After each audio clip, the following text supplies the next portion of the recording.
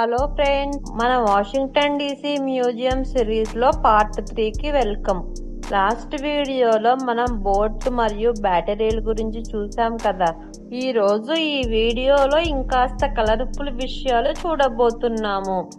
Lights గురించి, salsa music గురించి, value of money section గురించి చూడబోతున్నాము.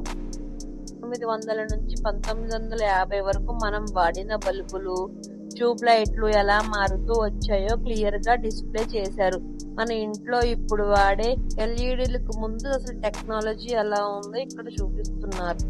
థామస్ ఎడిసన్ కనిపెట్టిన మొదటి తరం బల్బుల నుంచి మెల్లమెల్లగా ఫిలమెంట్ బల్బులు ఎలా మారాయో ఇక్కడ వరుసగా పెట్టారు. ఆ గ్లాస్ డిస్ప్లేస్ చూడండి, చాలా వెరైటీగా ఉన్నాయి.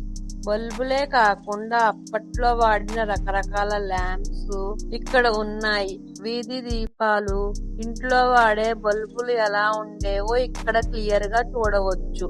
ఈ డిస్ప్లే బోర్డుల మీద వాటి గురించి పూర్తి హిస్టరీ కూడా రాసి ఉంది. కరెంటే కాదు, దాన్ని కొలిచే పాతకాలపు మీటర్లు, స్విచ్ బోర్డులు కూడా భలే వింతగా ఉన్నాయండి. ఇప్పుడు మనం వాడుతున్న చిన్న చిన్న స్విచ్లకు ఆ భారీ మోటార్ బోర్డులకు అసలు పోలికే లేదు. టెక్నాలజీ ఎంత డెవలప్ అయిందో అర్థమవుతుంది. ఇది ఒక పాతకాలపు ఎలక్ట్రిక్ పవర్ ప్లాంట్ మోడల్ అంట. థామస్ అల్వా ఎడిసన్ గారి ఫోటోలు, ఆయన చేసిన ప్రయోగాల హిస్టరీ అంతా వాల్ మీద డిస్ప్లే చేశారు.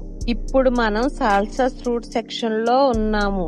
అసలు ఈ సాల్సా మ్యూజిక్ ఎలా పుట్టింది, అప్పట్లో ఈ సాంగ్స్ వినటానికి ఎలాంటి వినైల్ రికార్డ్స్ వాడేవారో ఇక్కడ పెట్టారు.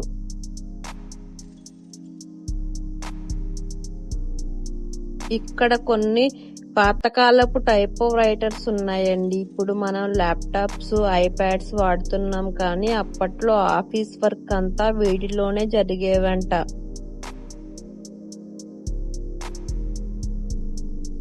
ఇక్కడ సౌండ్ అండ్ ఫ్రీక్వెన్సీ గురించి ఇంట్రెస్టింగ్ ఎక్స్పెరిమెంట్స్ ఉన్నాయి. దాని పక్కనే మన పాతకాలపు బాక్స్ టీవీ చూడండి.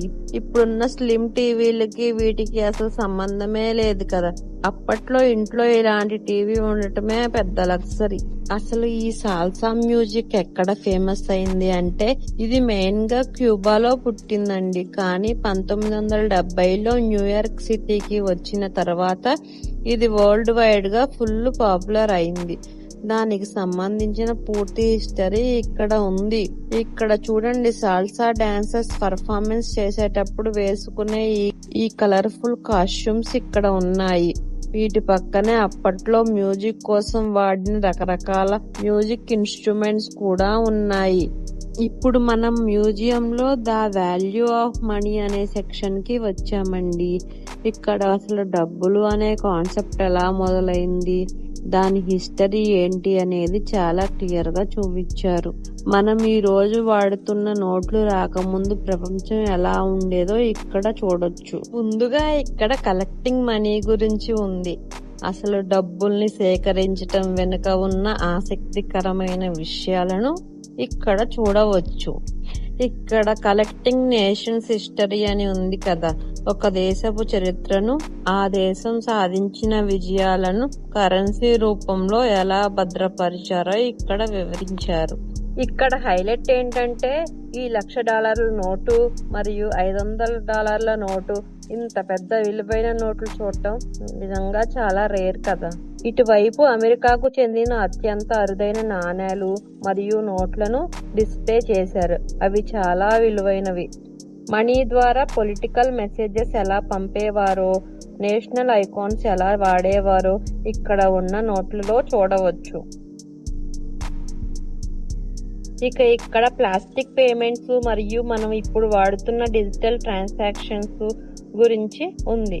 క్రెడిట్ కార్డు మొదలైన హిస్టరీ ఇక్కడ. ఇవి పాలిమర్ బ్యాంక్ నోట్స్ అండి, అంటే ప్లాస్టిక్ నోట్లు అన్నమాట. ఇవి చాలా కాలం మన్నుతాయి మరియు వీటి సెక్యూరిటీ ఫీచర్స్ కూడా చాలా బాగుంటాయంట. డబ్బులు, రూపాలు ఎలా మారాయో ఇక్కడ చూడవచ్చు. గవ్వల దగ్గర నుంచి బంగారం, వెండి లాంటి విలువైన లోహాల వరకు మనీ ప్రయాణం ఇక్కడ ఉంది.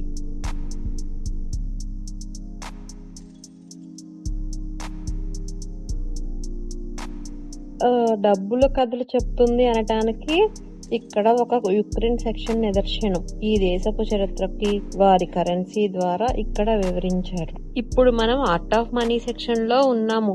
నోట్లతో డిజైన్లు, కాయిన్స్ తో బ్యాంగిల్స్, ఇయర్ రింగ్స్, అలా చాలా డిజైన్లు చేసి పెట్టారు చూడండి. చూశారు కదా ఫ్రెండ్స్, ఈ రోజు వీడియోలో కరెన్సీ మరియు మ్యూజిక్ విశేషాలు మీకు ఎలా అనిపించిందో తప్పకుండా కామెంట్ చేయండి. ఇంకా మ్యూజియం ట్రిప్ అవ్వలేదు ఫ్రెండ్స్. నెక్స్ట్ పార్ట్ 4లో పాతకాలపు మొబైల్ ఫోన్లు, కంప్యూటర్స్ చూపించబోతున్నాను. ఆ మ్యూజియంలో పిల్లల కోసం ప్లే ఏరియా కూడా ఉంది ఫ్రెండ్స్. అది కూడా చాలా బాగుంది. అదంతా మనం నెక్స్ట్ వీడియోలో చూద్దాము. ఈ వీడియో నచ్చితే లైక్ చేసి, షేర్ చేసి మన ఛానల్ అన్నదాత అడ్వెంచర్స్ ని సబ్స్క్రైబ్ చేయటం మర్చిపోకండి. మళ్ళీ పార్ట్ 4లో కలుద్దాము. Bye bye.